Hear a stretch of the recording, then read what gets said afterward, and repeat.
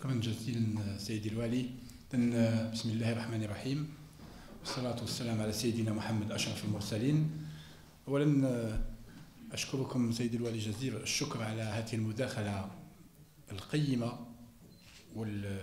والجدية ورؤيتكم الحديثة والحكيمة فيما يخص القطاع. سيدي الوالي المحترم، سيد رئيس المجلس الشعبي الولائي الفاضل، سيدات السادة النواب الأكارم، إطارات ولاية سيدي بالعباس المدنية والعسكرية، إطارات القطاع، قطاع السياحة والصناعة التقليدية، مختلف الفاعلين في القطاع من وكالات سياحة وأسفار، من مسيري هياكل فندقية، دواوين سياحية إن وجدت، إخوتنا أخواتنا في الإعلام، أيها الحضور الكريم، السلام عليكم ورحمة الله تعالى وبركاته. أولا يجب أن أقول بأنني جد فخور بهذه الزيارة الثانية لولاية سيدي بالعباس، وكل تفاؤل لمستقبل هذه الولاية السياحي بالنظر إلى ما حقق خلال الفترة بين السنة الماضية وهذه السنة، وبالنظر أيضا إلى الاستراتيجية المنتهجة من طرف السلطات المحلية. فما يمكن أن نقوله فيما يخص هذه الزيارة هو أن سيدي بالعباس بصدد التحول إلى وجهة بيئية بامتياز. La wilaya de Sidi Bel Abbas est une wilaya qui est en train de se transformer en une destination écologique d'excellence. لماذا؟ لأن جل المشاريع السياحية تخص مناطق بيئية ذات جودة عالية، فكما تطرق إليه السيد الوالي الفاضل، فبحيرة سيدي محمد بن علي، فالمحطة المناخية بالتسالة، فالمشروع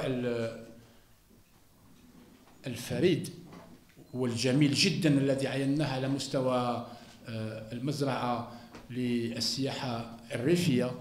فكل هذه عينات تبين وتعطي أكبر دليل بأن ولاية سيدي بالعباس ولاية من شأنها إذن أن تصبح ولاية رائدة في السياحة الإيكولوجية. سوف أذكركم بصفة وجيزة جدا بالاستراتيجية الوطنية، لأنها تعتبر ورقة الطريق الذي يجب أن ينبثق منها المخطط التوجيهي للتهيئة السياحية الولائي، الذي هو في طور الإنجاز وفي مرحلته الثالثة إن لم تخني الذاكرة، إلى تحت 3 فاز. هذه الاستراتيجية الوطنية ترتكز على 5 محاور أسردها على مسامعكم بصفة وجيزة جدا، وإن شئتم فبإمكاننا إذن التطرق إلى التفاصيل فيما بعد. فهي 5 محاور متكاملة متجانسة ملتحمة، لا يمكن إذن إعطاء الأولوية لمحور دون الآخر، لأن هذا سوف يقوم بإخلال الاستراتيجية. فالمحور الأول هو الترويج، وأنا ابتدأت بالترويج لأنني أظن بأن نقطة الضعف بين قوسين بالنسبة للفاعلين في القطاع على مستوى هذه الولاية تكمن في الترويج واستعمال وسائل الإعلام والاتصال الحديثة. فاليوم لا يمكن أن أتكلم عن وكالة سياحة وأسفار ليس لها موقع إلكتروني، ليس لها عروض عبر الإنترنت، ليس لها صفحة فيسبوك للتفاعل مع الزبون، مع المستهلك، ليس لها كما يقال ان كونت حساب انترنت. إذن اليوم التحدي الحقيقي يكمن، أنا أقول وكل إيمان بأن التحدي الحقيقي اليوم هو ذلك الذي يخص مواكبة العصر فيما يخص وسائل الإعلام والاتصال الحديثة. اليوم إن لم أكن موجود وحاضر في الشبكات الاجتماعية وفي شبكة العنكبوت بصفة عامة فإنني غائب. Aujourd'hui, il ne suffit pas de détenir un registre de commerce pour dire j'existe. Aujourd'hui, même si vous avez un registre de commerce et un agrément et que vous êtes absent des réseaux sociaux, vous n'existez pas. C'est comme ça, il ne faut pas avoir peur des mots. إذا المحور الأول هو الترويج، المحور الثاني هو الاستثمار، تشجيع الاستثمار، encourager l'investissement، وهو ما تعمل له وعليه السلطات الوطنية المركزية والمحلية، تشجيع الاستثمار في شتى الميادين. لما أقول الاستثمار يجب أن لا يتخيل العام والخاص الفنادق وفقط، فالسياحة ليست فنادق. Le tourisme n'est pas l'hôtellerie. Que cela soit dit une fois pour toutes. السياحة ليست فنادق، الفنادق وسيلة وليست غاية. الفندق وسيلة وليست غاية. L'hôtel est un moyen et pas une fin. السياحة عبارة عن مسالك سياحية، السياحة عبارة عن هياكل ترفيه، هياكل تسلية، السياحة عبارة عن هياكل ثقافية، هياكل. أما الفندق فيأتي كوسيلة من أجل استقطاب السائح. Donc on doit faire la différence. Et nous devons faire la différence entre le tourisme et l'hôtellerie. Je vous donnerai un petit exemple tout simple. Si le tourisme était l'hôtellerie, l'Institut de Boussaada ne s'appellerait pas Institut du tourisme et de l'hôtellerie. Institut du tourisme et, ça veut dire que l'hôtellerie n'est pas le tourisme. C'est deux choses différentes. معهد الفندقة معهد السياحة والفندقة. Deux choses complètement différentes. Alors وجهة حقيقية لا تقاس بعدد فنادقها، بل تقاس بعدد هياكلها التي من شأنها إذن استقطاب السواح، وتقاس بمدى مواكبة فنادقها مع الطلب، وتقاس بمدى مواكبة فنادق وهياكلها الفندقية مع الطلب. ولهذا لما نقول تشجيع الاستثمار يجب أن نشجع الاستثمار الذي يتماشى مع الموقع الذي يستقبل الاستثمار ويحتضن الاستثمار. ولهذا نقول لا أستثمر على مستوى مقر الولاية كما أستثمر على مستوى دائرة من الدوائر. لكل منطقة خصوصياتها، وبالتالي يجب أن أجعل الاستثمار يتماشى المنطقة. ولهذا رحبنا كثيرا بالمشروع الريفي الذي عيناه خلال السابحة، والذي أعطى لهذه الولاية إذن بعد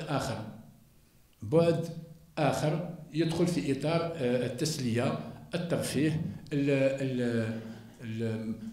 الأصالة، الخصوصية، الهوية، أشياء ما أحوجنا إليها، لأن الفنادق الحضرية les hôtels urbains موجهة بالأولوية إلى ما يعرف بسياحة الأعمال. C'est le tourisme d'affaires.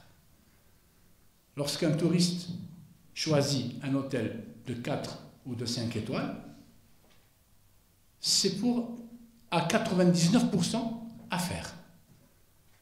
Lorsqu'un touriste veut passer des vacances pour se détendre, pour se distraire, pour se dépayser, il préfère être hébergé dans une structure qui n'est pas en béton, par exemple un bungalow, ce qu'on a vu tout à l'heure, un gîte rural, et je ne sais pas.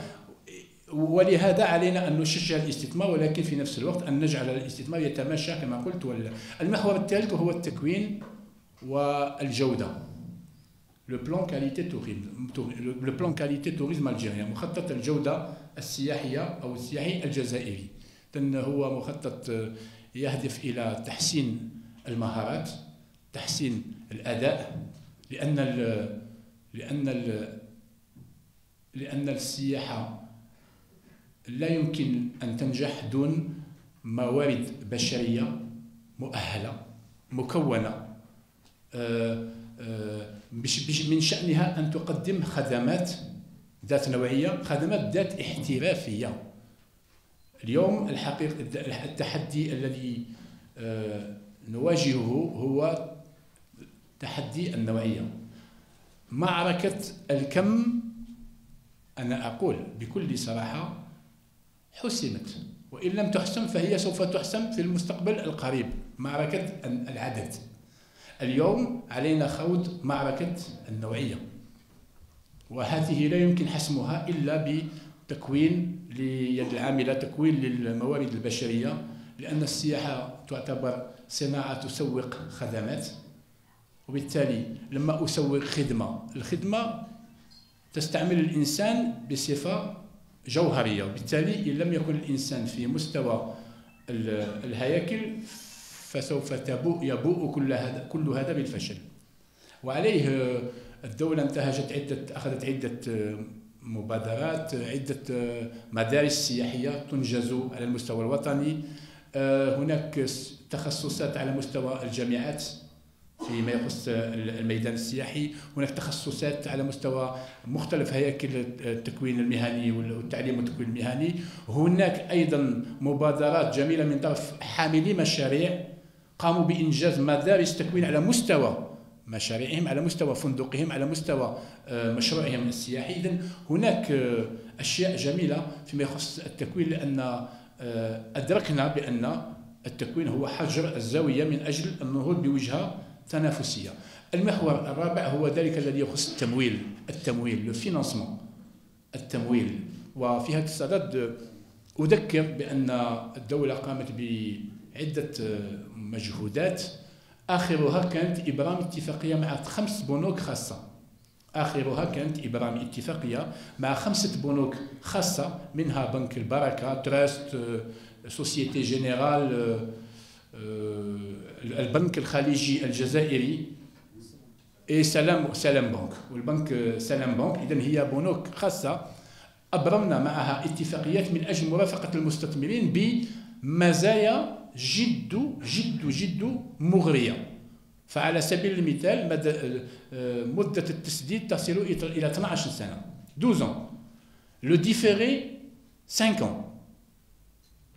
Le taux de bonification 3,5 pour le nord, 4,5 pour le sud. وهذا من أجل مرافقة إذن حاملي المشاريع الاستثمارية، وبالتالي تمويل يصل حتى إلى 70% من التكلفة الإجمالية للمشروع. هذا إضافة إلى الاتفاقية التي أبرمت في 2012 مع 6 بنوك عمومية. كل هذا يدخل في مساعي. قمنا أيضا بإبرام اتفاقية مع الوكالة الوطنية لتنمية المؤسسات الصغيرة والمتوسطة، l'ANDPME, l'Agence nationale de développement de la petite et moyenne entreprise، على هامش الوركشوب الذي نظم في ولاية وهران، حيث سوف تقدم هذه الوكالة عدة تحفيزات لوكالات السياحة والأسفار والفنادق، سواء تعلق الأمر بتلك التي هي في حيز الاستغلال أو تلك التي هي في على شكل مشروع، إذن في حيز الإنجاز إلى آخره. ذلك فيما يخص شطر التمويل هناك جهود جبارة من طرف الدولة من أجل موافقة المستثمرين. ثم نصل إلى المحور الأخير وهو السلسلة السياحية، لا شين توريستيك. السلسلة السياحية لأن السياحة قطاع أفقي، un secteur transversal، ولا يمكن التكلم عن السياحة دون التطرق إلى النقل، إلى الطرقات، إلى الطاقة، إلى الماء، الموارد المائية، إلى البيئة. كل القطاعات بدون أي استثناء معنية بالقطاع السياحي، وبالتالي علينا بالإشادة. علينا إذا كنا اليوم، سوف أكون جد صريح معكم، إذا كنا اليوم وفي الصبيحة قمنا بزيارة منطقة تسالة، وقمنا بوضع الحجر الأساسي من أجل إعادة تحديث هذه المنطقة وإعادة تفعيل السياحة المناخية، فهذا ولم يكن في غياب عودة الأمن. من كان يتخيل يوم ما إذن إعادة تفعيل السياحة على مستوى المناطق الجبلية؟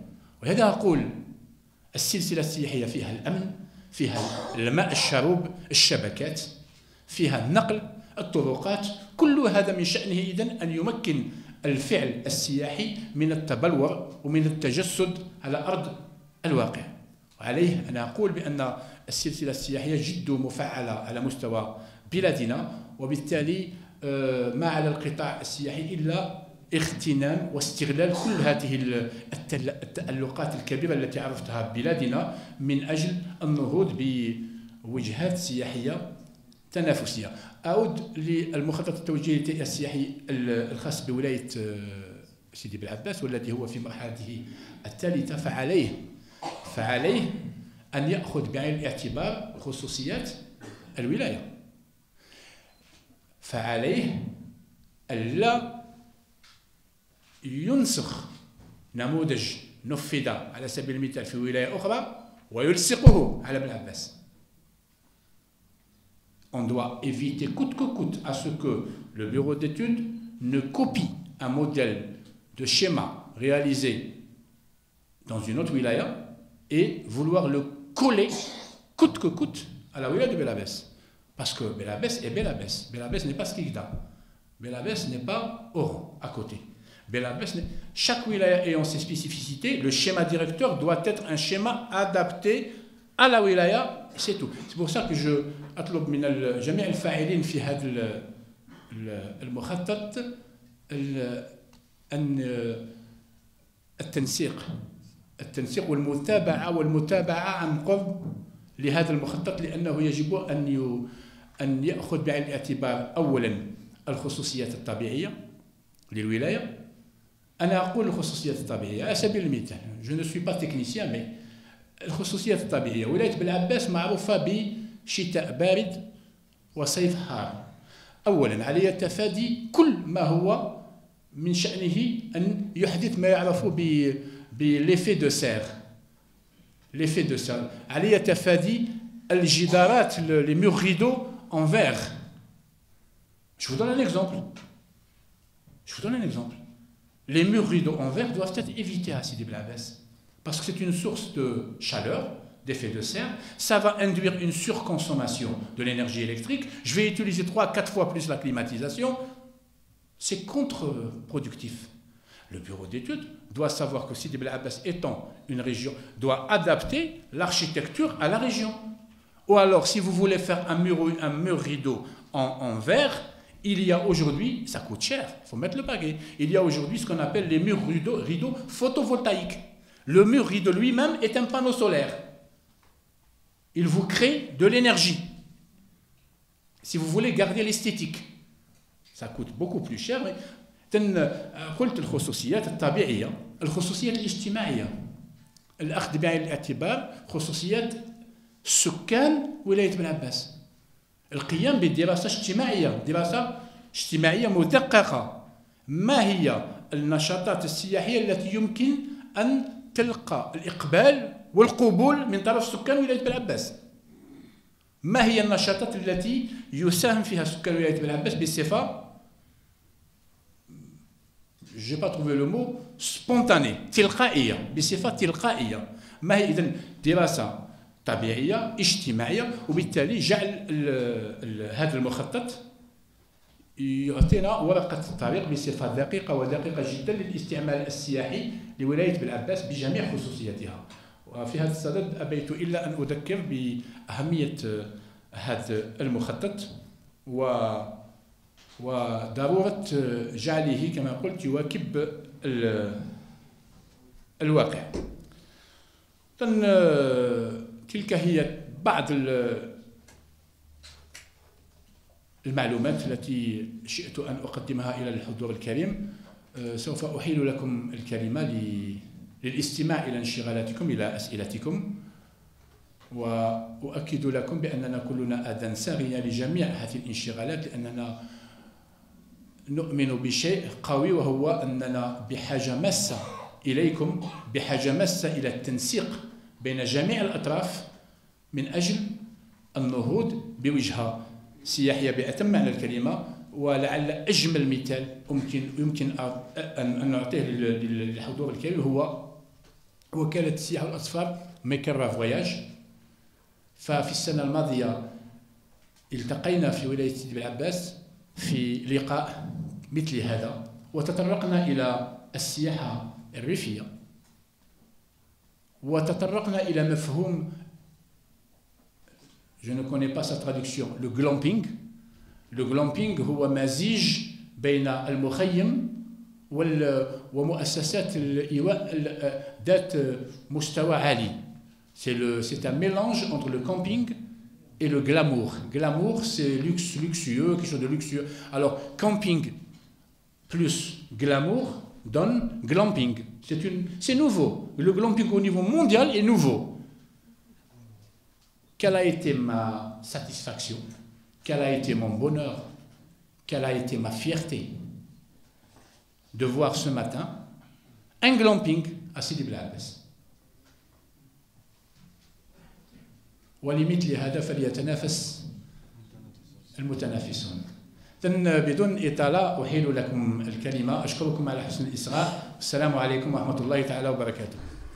Monsieur Bouzabous, directeur de l'hôtel Eden Bel Abbas, faisons partie du groupe Eden Hotel qui vient d'ouvrir sa fait une année, 4 étoiles. C'est le groupe Eden Hotel, c'est l'une des premières chaînes hôtelières privées. Ça fait pas longtemps que je suis à cet hôtel, mais le problème qu'on est en train de rencontrer actuellement, c'est le problème de formation dont M. le ministre, vous avez tout à l'heure abordé ce problème. Étant moi-même ancien formateur à Tizi Ouzou Boussaada, ancien élève d'une école hôtelière suisse, ancien élève de l'école universelle de Paris, ancien élève de l'école hôtelière de Roissy. Bon, on a essayé quand même d'apporter un plus, ancien directeur général à la résidence militaire, plus de 18 ans. Actuellement, je fais partie de ce groupe et pour le moment, je suis directeur général de l'hôtel Eden Bel Abbas.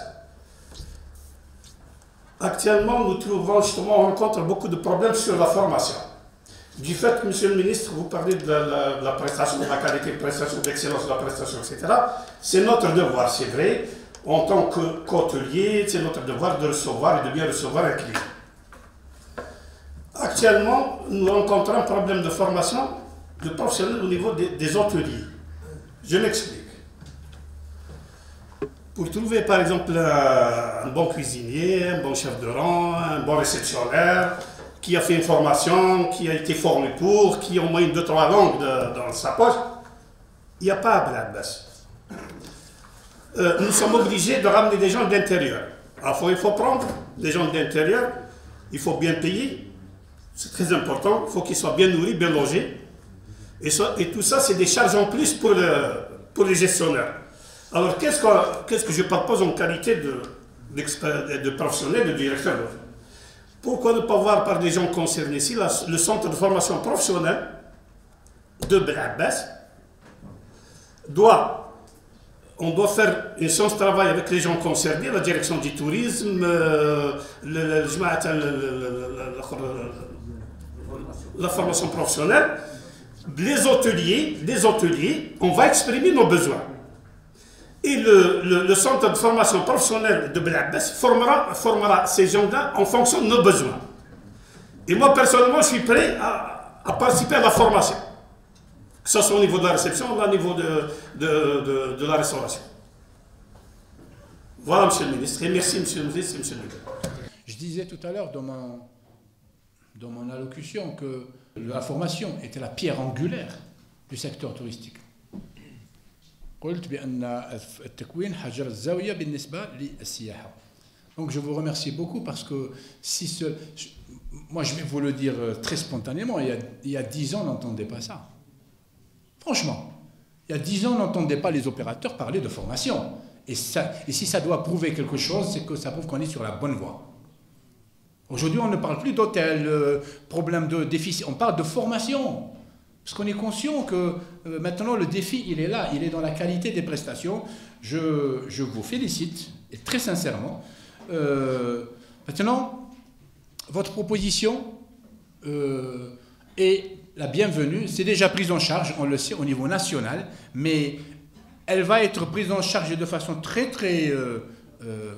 avec beaucoup de coordination au niveau de la wilaya, en concertation avec la direction de l'enseignement et de la formation professionnelle, bien sûr, et on vous remercie de bien vouloir donc apporter votre soutien à la formation. Je rappelle simplement à l'auguste assistance quelques notions techniques de la formation.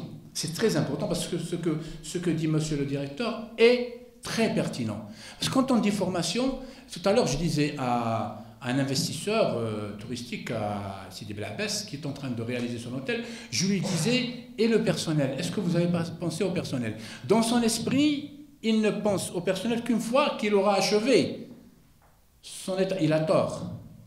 Il a tort sur toute la ligne. Il a tort. Aujourd'hui, à partir du moment où je pose la première pierre, je commence à recruter. Je dis bien à partir du moment où je... Pourquoi? Parce qu'un gérant, ça se forme en 4 ans. Le manager, c'est un diplôme supérieur, le Mousseïr. C'est 4 ans, c'est un diplôme supérieur. C'est un minimum de 4 ans. Aujourd'hui, j'ai besoin de quoi? Je recrute. Je recrute quoi? Je recrute des cuisiniers, d'accord. J'ai besoin aussi de réceptionnistes. Combien? J'ai besoin d'agents d'étage et d'hébergement. Combien? Il y a des normes. Alors sur 100, 5% doivent être des managers. Sur 100, 5%, c'est des managers. Donc j'ai besoin de 5 sur 100, je dis bien sur 100. J'ai besoin de 5 issus de l'enseignement supérieur. 10%, c'est la réception. 10% de mon personnel doit faire partie de la réception. 25%, c'est les étages et les hébergements. 45%, c'est la cuisine et la restauration. Et les 15% qui restent, c'est le tourisme en général, agent de voyage, guide, agent thermal. Donc vous voyez qu'il y a un pourcentage, il y a un quota que je dois respecter. Et ce quota ne peut être l'apanage que des professionnels. Quelqu'un qui n'est pas professionnel, vous allez trouver un réceptionniste en train de gérer les étages. Ou un cuisinier à la réception. Et le R de réception devient D pour le touriste, déception. Donc c'est pour ça que j'ai tenu à féliciter monsieur le directeur, parce que sa préoccupation est une préoccupation de professionnels, est une préoccupation de pointe. Aujourd'hui, c'est la formation. Je suis persuadé que je parle sous le contrôle de M. Walib, dont je connais la vision. Je suis persuadé que votre problème trouvera une solution très rapidement parce que M. Walib est justement très très convaincu que la réussite passe par la qualité.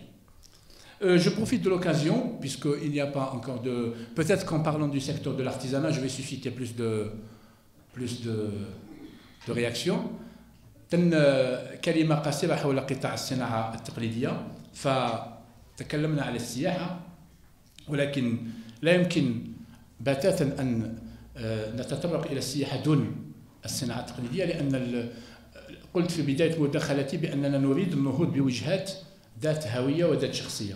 فبالتالي الصناعة التقليدية هي التي تعطي وتضفي الهوية والخصوصية على الوجهة، وهذا بإشراك الحرفيين، بإشراك المختصين في الصناعة التقليدية بشتى أنواعها. فأعطيكم بعض الأرقام خاصة لإخواتنا وأخواتنا في الإعلام. فإلى يومنا هذا قمنا بدراسة 1500، قمنا بقبول 1500 ملف دعم. Nous avons accepté 1500 dossiers de soutien بقيمة مالية تفوق 51 مليار سنتيم على المستوى الوطني. فيما يخص ولاية سيدي بلعباس، هناك 14 انحرافي تمت برمجتهم من أجل الاستفادة من دعم مقدم ب 4 ملايين دينار جزائري في في الأسابيع القادمة إن شاء الله. وفي مجال الزخرفة، صناعة السروج والخياطة التقليدية.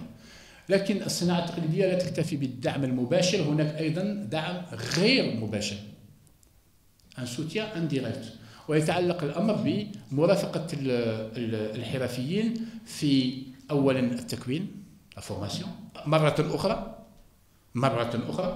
أن التكوين يخص السياحة ويخص الصناعة التقليدية، التكوين من أجل المحافظة على المهن وعلى الاختصاصات، التكوين من أجل تفادي اندثار بعض الحرف الأصيلة والقديمة. ثم هناك تنظيم مئات التظاهرات الترقوية على المستوى المحلي الوطني وحتى الدولي من أجل تمكين الحرفيين من المشاركة، أولا للترويج لمنتوجاتهم، وثانيا لتسويق هذه المنتوجات، ولما لا لتصديرها في مرحلة ثالثة. فعلى سبيل المثال ولاية بالعباس استفادت هذه السنة من عدة أسابيع للصناعة التقليدية، وبالتالي مكنت الحرفيين من كما قلت ترويج وتسويق منتوجاتهم. وما عايناه في الصبيحة أشياء واعدة جدا، خاصة المبادرة التي تعلقت بإشراك المهنيين كمؤسسة شالي في إشراك المهنيين من أجل إذن تقديم دروس تطبيقية لمتمهنين في البلومبري. المبادرة الأخرى المتعلقة بالصباغة، لا بينتور، هي أشياء جميلة على مستوى ولاية بالعباس، ولكن يجب أن يكون هناك تنسيق ووطيد جدا بين الحرفيين والمستثمرين السياحيين، بين الحرفيين ووكالات السياحة والأسفار، بين الحرفيين لأن يجب أن يعلم العام والخاص بأن الحرفي يعطي الهوية. السياحة بالنسبة للصناعة التقليدية فضاء تسويق وترويج. Le tourisme pour l'artisanat est un espace de promotion et de commercialisation. الصناعة التقليدية بالنسبة للسياحة فضاء هوية وتميز. C'est un espace d'identité et de démarcation. وعليه أنا أقول بأن يجب أن يكون تنسيق وطيد جدا بين القطاعين. ومرة أخرى أحيل لكم الكلمة وشكرا. Des programmes de développement, l'étude de 2 sites naturels au niveau de la wilaya, qu'on lance incessamment. Comme j'ai dit, la vocation du tourisme écologique, tourisme vert de la wilaya. Je disais tout à l'heure que c'est une wilaya qui est en train de devenir modèle et leader en tourisme vert, سياحة خضراء، سياحة بيئية، سياحة إيكولوجية، ولعل هذا أحسن دليل على هذا التوجه. Monsieur le ministre, je vous remercie pour les explications que vous nous avez données et sur ce que vous avez dit tout à l'heure. L'hôtel est un moyen, mais non une fin. Je le partage tout à fait avec vous. Toutefois, l'hôtellerie, si l'hôtellerie n'est pas de tourisme, il n'y a pas de tourisme sans hôtellerie. Et donc, forcément, bien évidemment, sans hôtellerie. Nous pensons, nous, au niveau de la fédération, que c'est l'augmentation de l'infrastructure touristique, d'hébergement, qui, par le biais de la compétition, de l'émulation, de la concurrence, permet l'élévation qualitative de la prestation, mais aussi la baisse des prix. C'est à l'échelle des nations qui ont construit le tourisme ce qui s'est fait. De ce point de vue-là, je crois que les pouvoirs publics ont véritablement insufflé une véritable dynamique dans les différentes mesures incitatives dans le cadre d'investissement touristique. Aussi bien dans l'ouverture, la capacité à pouvoir accéder aux fonciers, que dans les dernières mesures incitatives en matière d'investissement dans le secteur de l'hôtellerie.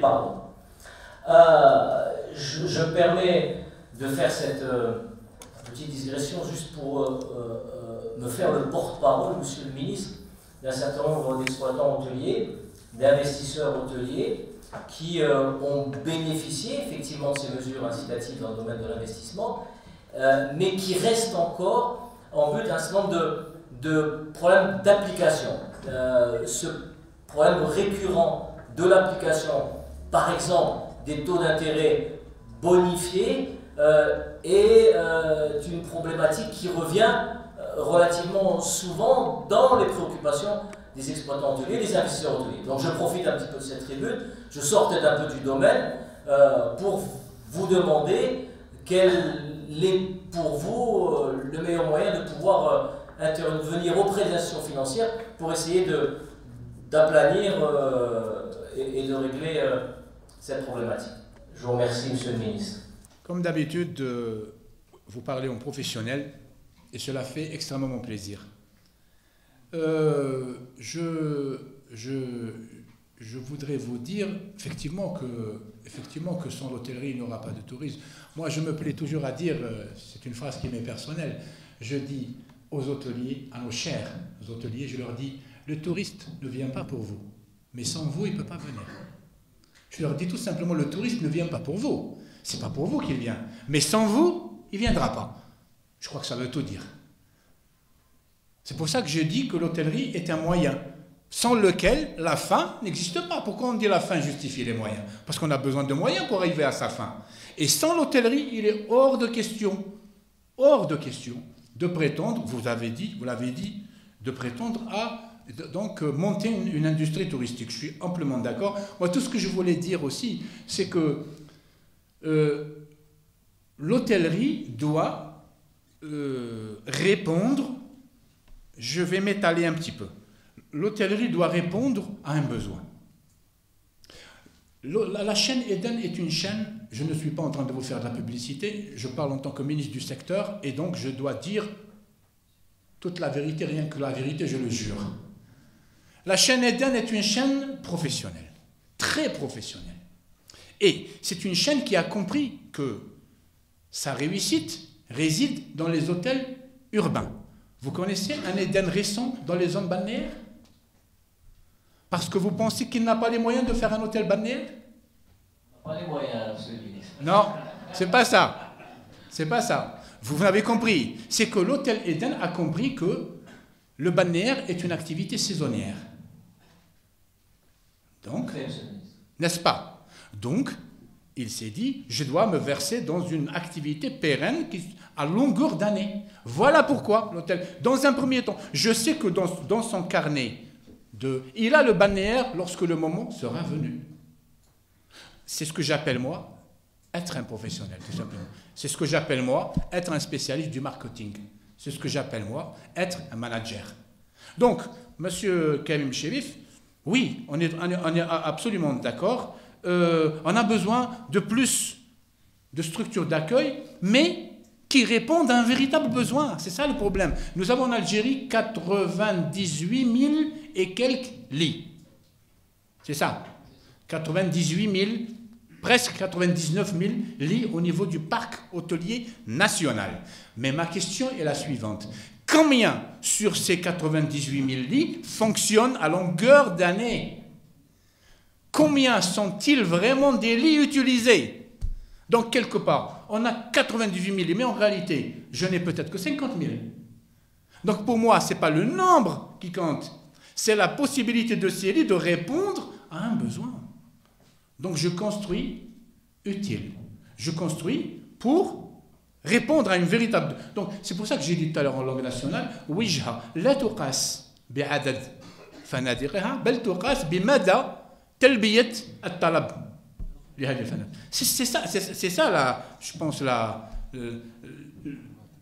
Exactement. Donc, c'est pour ça que j'adhère pleinement, mais alors là, pleinement les yeux fermés à votre vision, pour la simple raison que si vous êtes président de la Fédération nationale des hôteliers, c'est que vous êtes un professionnel. Maintenant, pour le problème, d'ailleurs, vous avez raison de le soumettre par rapport à l'application du taux de bonification. Moi, je vais vous demander, tout simplement, de demander à ces investisseurs, ces porteurs de projets, de bien vouloir passer par la direction de l'investissement du ministère, qui se fera le porte-parole auprès des banques. C'est le message que je n'ai jamais cessé de dire dans toutes les wilayas où je suis passé. N'allez pas en individuel aux banques. Passez par le ministère. Le ministère a signé des conventions. D'abord, il faudra que la banque concernée soit concernés par les conventions que nous détenons avec les banques. C'est quelle banque, Karim? Il y a la BEA et, me semble-t-il, le CPA et la BDL. Le CPA, BDL, oui. BEA, non. Pour que les choses soient... C'est les banques avec lesquelles on a des conventions. Donc on peut être les porte-parole des investisseurs et je vous promets que nous trouverons une solution pour la simple raison que ces banques ont signé avec nous en ce sens. معالي الوزير، في نظري أن السياحة ليست تطوير الهياكل لتحقيق الربح، ولكن في اعتقادي السياحة هي تسويق جمال البلد وأيضا تسويق عادات هذا البلد وثقافته. سؤالي هو أظن أن في قطاعات كثيرة هي مرغمة للمساهمة في هذا النشاط، فإلى أي مدى وصل التعاون بين مختلف الوزارات لجعل هذا البلد بلد سياحي بامتياز؟ السؤال الثاني معالي الوزير وهو سؤال بسيط، بالموازاة مع ما يقدمه النواب من مشاريع قوانين للحفاظ على هذا النشاط وتأطيره ومصونيته، فهل وزارتكم تنوي تقديم مشاريع لضبط هذا النشاط؟ شكرا. سيدي النائب الكريم الأستاذ عبد اللوي، شكرا على سؤالكم وشكرا على اهتمامكم أيضا بالقطاع. فحقيقة تسويق السياحة صناعة بأتم معنى الكلمة، ولكن تسوق، بارك الله فيك، تسوق ثقافات، عادات، تقاليد، أطباق، أكلات، جمال، تسوق خصوصيات، تسوق هوية. فالسائح لما يختار التوجه لبلد ما لا يتوجه للبلد من أجل النوم والأكلات وفقط، يتوجه للبلد من أجل اكتشاف ثقافات، عادات، تقاليد، أنماط عيش. كيف حتى الإيواء، وأرجع إلى الإيواء مرة أخرى، حتى الإيواء يجب أن يكون مغاير لإيواء بلده الأصلي. وبالتالي فما فائدة قطع الآلاف من الكيلومترات، ما فائدة قطع الآلاف من الكيلومترات من أجل قضاء العطلة في فندق من 5 نجوم بالنسبة لسائح ألماني أو إسباني أو إنجليزي؟ أين الفائدة؟ وعليها أنا أقول بارك الله فيك سيدي النائب، علينا أن نسوق منتوجات تتميز بالتميز، لا ديماركاسيون. علينا أن لا نخوض مغامرة المنافسة، علينا أن لا ننافس جيراننا أو وجهات أخرى، علينا أن نفبرك منتوجات أصيلة جزائرية لا يمكن مصادفتها في وجهة أخرى. وعليه أنا أقول بأن علينا أولا المحافظة كما تفضلتم عليها، وعلينا إشراك القطاعات الأخرى في النهوض بالقطاع السياحي. ففي بداية مداخلتي قلت هناك 5 محاور تكون المخطط التوجيهي للتهيئة السياحية، منها المحور الذي تركته للآخر هو محور السلسلة السياحية.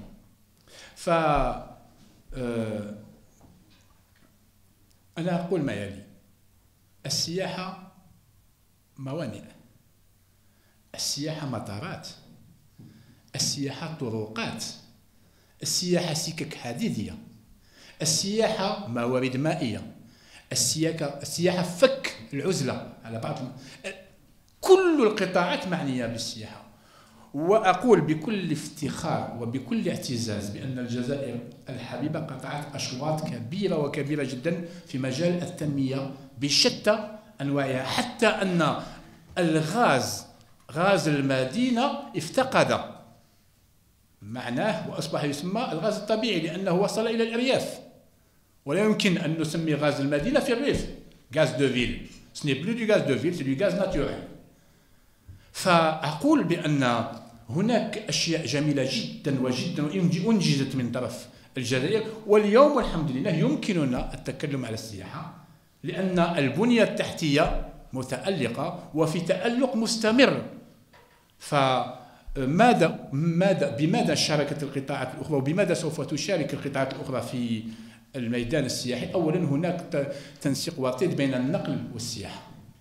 النقل تخفيضات فيما يخص أسعار التذكرة، قمنا بعدة عمليات مع شركة الطيران الجوي الجيري وتاسيلي، وأغتنم الفرصة من أجل تقديم شكري لهما لأنهما ساهما في عملية خلال العطل الشتوية مع المؤسسات الخدمات العمومية من أجل تمكين العائلات من التوافد على تمراسات، على جانات، على أضرار بأسعار جد معقولة، وصلت إلى تخفيضات وصلت إلى 50%. هناك تنسيق وطيد أيضا بين السياحة والأشغال العمومية. موقع جميل رائع جذاب جلاب، ليس كمثله موقع ولكنه معزول. Un site magnifique, attractif, ensorceleur, enchanteur, mais enclavé. Il ne peut pas être utilisé touristiquement. علينا إشراك قطاع الأشغال العمومية من أجل فك العزلة وبالتالي تمكين الزوار من التوافد على فلما أفك العزلة أمكن قطاع النقل من استعمال الطرقات، ولما تكون هنا الطرق يكون هناك توافد، ولما يكون التوافد يأتي المطعم، ولما يأتي المطعم يأتي الفندق، ولا يأتي الفندق إلى آخر ذلك. إذن هذا فيما يخص قطاع النقل. قطاع الأشغال العمومية هناك أيضا تنسيق وطيد جدا بين السياحة وقطاع الموارد المائية، لأننا لما نريد تهيئة منطقة توسع سياحي يجب إيصال الماء الشروب، قنوات الصرف إلى آخره. إذن أنا أقول السياحة قضية الجميع بدون استثناء وأشيد حتى ولو أن هناك عدة أشياء لم تنجز بعد. أشيد بالتطورات القوية التي عرفتها البلاد والتي وضعتنا اليوم في أحسن رواق من أجل التكلم على هذا القطاع الخالق للثروات والخالق لمناصب الشغل والعمل.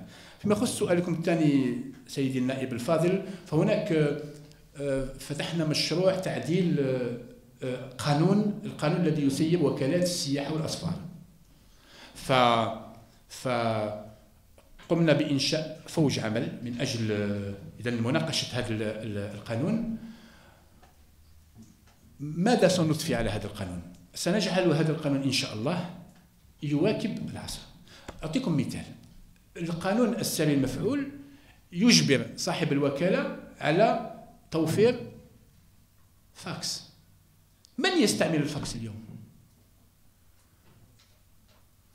القانون السري المفعول يجبر صاحب الوكالة على محل تجاري تكون مساحته كذا وكذا وكذا. اليوم هناك على المستوى العالمي وكالات سياحة افتراضية، des agences virtuelles sur le net. Il n'y a pas de. سوف نعمل على إدخال على مستوى هذا القانون بمعيتكم سيدي النائب، وأملنا كبير وكبير جدا في الغرفتين. نعمل على إضفاء على هذا القانون الحداثة. أولا الحداثة شيء مهم جدا، ثم لن نتسامح مع المهنية والاحترافية. فعلينا أن لا نمكن من هب ودب على تسيير وكالة سياحة وأسفار، لأن كما قلنا السياحة عملية خدمات. السياحة تسوق الإنسان، عائلات. هناك مسؤولية كبيرة، يجب أن تكون هناك احترافية مهنية. أنا أضع الوكالة بين أيدي محترف يدرك معنى السياحة، يدرك معنى العرض السياحي، يدرك معنى المنتوج السياحي. فالمحترف ليس هو الذي يسوق منتوج البلدان الأخرى. من السهل جدا أن أسوق بدون أن لا أريد ذكر البلدان، من السهل جدا أن أسوق منتوج البلد إكس و إيغريك، ولكن المحترف الحقيقي هو الذي يسوق المنتوج الذي يفبركه. Le véritable professionnel est celui qui commercialise le produit qu'il fabrique lui-même, chez lui. Maintenant, je prends un produit d'un autre pays, je prends 10% de marge et je le vends. Ça c'est rien, n'importe qui peut le faire. تلك هي الخطوط العريضة لإعادة إذن تعديل وسوف بعد ذلك نفتح القانون الذي يسير الفنادق وهياكل الفندقية من أجل أيضا كما تطابقنا مع السيد الوالي إدخال بعض الهياكل الجديدة التي ليست موجودة حاليا في لا نومنكلاتور لي زابارت اوتيل الفنادق الشقق لي جيت رورو الملاجئ الريفية إلى آخر ذلك. إذن علينا أن نجعل قوانيننا تسير الوقت. وشكرا جزيلا سيدي النائب على هذا السؤال. هناك يعني مبادرة أظن أنها هي الأولى على مستوى المديريات. مبادرة أقوم بها هي عبارة عن دراسة إثنوغرافية لمنطقة سيدي العباس كمرحلة أولى، تليها بعد ذلك إن شاء الله بعد الانتهاء منها تخص الولايات الأخرى. هذه الدراسة هي عبارة عن دراسة وصفية لكل ما تصدر به الولاية من تقاليد وثقافات اجتماعية، يعني دراسة مسحية لكل ما تميز به الولاية. وهي الآن وأنا الآن يعني في مرحلتها الأولى، وطبعا هذا تتطلب وقت، تتطلب كل ما نطلبه هو الدعم المعنوي فقط. شكرا جزيلا. وكيف لا نقدم لكم الدعم المعنوي وأنتم تصبون تماما في رؤيتنا للقطاع. مبادرة حميدة من شأنها أن تساهم في المخطط التوجيهي للتهيئة السياحي الولائي. أطلب منكم التنسيق مع مكتب الدراسات الذي يقوم الوكالة الوطنية للتهيئة السياحية للتنمية السياحية (RNDT), وبالتالي إفادته بكل هذه أشياء جميلة جدا. هذه الدراسة الإثنولوجية عادة حميدة علينا أن نعممها على المستوى الوطني، على مستوى مديريتنا السياحية الولائية. Je voulais juste vous parler, Monsieur le Ministre, pour les hôtels du Sud qui sont en train de rénover. Dernièrement, j'ai organisé un séminaire à Timimoun. J'ai logé dans un hôtel privé et j'ai payé la chambre un peu cher. J'ai visité l'hôtel Gourera. C'est une merveille.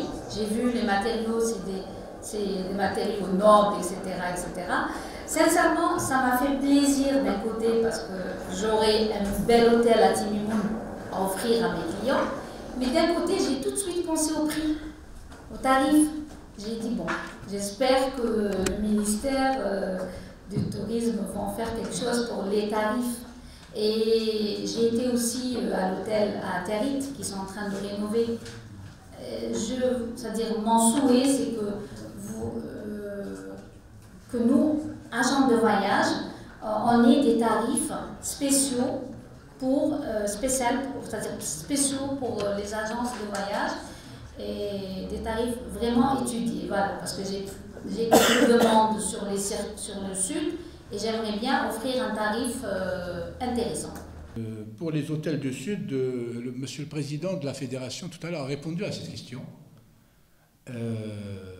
C'est pour ça d'ailleurs que j'ai dit qu'en tant que président de la Fédération, il est au courant de ce qui fait la cherté, c'est la rareté. الندرة تؤدي إلى ارتفاع الأسعار. C'est la rareté qui crée la cherté. Il n'y a pas de concurrence. C'est pour ça que nous sommes en train d'encourager l'investissement. Nous encourageons l'investissement tous azimuts pour justement créer plusieurs structures et de telle façon, non seulement les prix vont baisser, mais la qualité va s'améliorer parce qu'il y aura la concurrence et l'émulation. C'est la loi du marché, la loi de l'offre et de la demande. Bon, maintenant, nous sommes en train de rénover les hôtels du Sud. Ceux de Timimoun, le Touat, le Goura de Adra, celui de Tarit, l'opération est en cours, mais cela demeure insuffisant. Nous sommes aussi en train d'encourager l'investissement, parce que même en les réhabilitant, cela ne suffira pas, parce que la demande est de plus en plus importante. Bon, maintenant par rapport à votre demande, oui, moi je suis de ceux qui disent qu'il n'y a pas de tourisme sans coordination entre les voyagistes et les hébergeurs. Je m'explique. Moi, agent de voyage,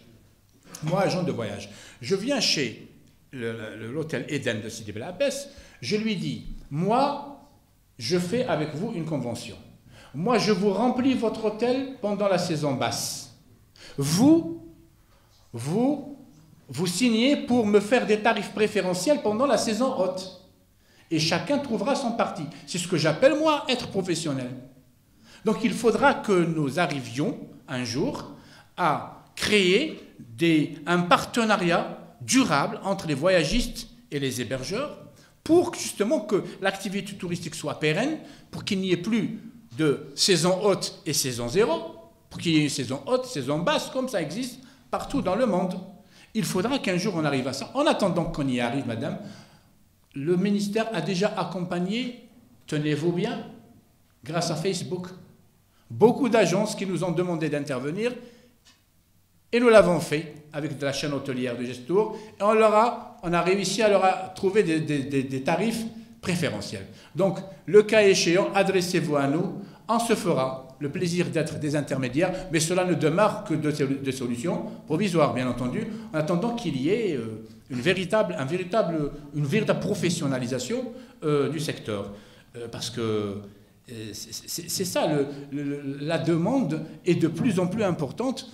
Tout à l'heure, j'en parlais avec M. Louali, Tarit étouffe pendant le Mawsim. Tarit étouffe. Toutes les maisons sont louées.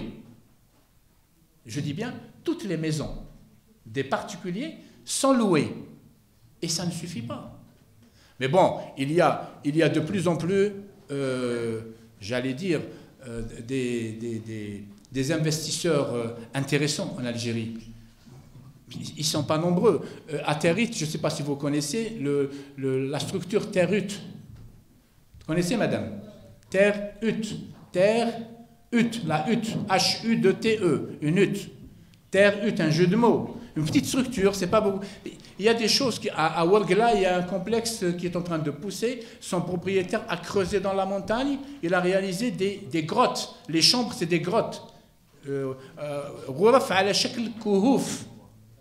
Il y a de plus en plus de recherches. Maintenant, il faudra que nous mettions la main dans la main et que nous encouragions l'investissement. علينا تشجيع الاستثمار، مرافقة المستثمرين، علينا الترويج لمختلف التحفيزات. Parce que moi j'ai été dans des wilayas où les promoteurs, les investisseurs ne savaient pas que la concession se donnait au dinar symbolique chez eux pendant 10 ans ou 15 ans. Croyez-moi. Vous savez que la loi de finances prévoit au niveau des hauts plateaux et du sud, le montant de la concession est au dinar symbolique pendant 10 ans. 10 ans بالدينار الرمزي. وابتداء من السنة 11 50% من تكلفة حق الامتياز. 15 عام بالنسبة للجنوب الكبير وابتداء من السنة 16 50%. Tout ça, les gens ne le savent pas. Il faut qu'on fasse de la promotion, il faut que l'on communique. أشكركم جزيل الشكر على أولا تلبية الدعوة، ثم أشكركم على حسن الإصغاء، أشكركم على انشغالاتكم.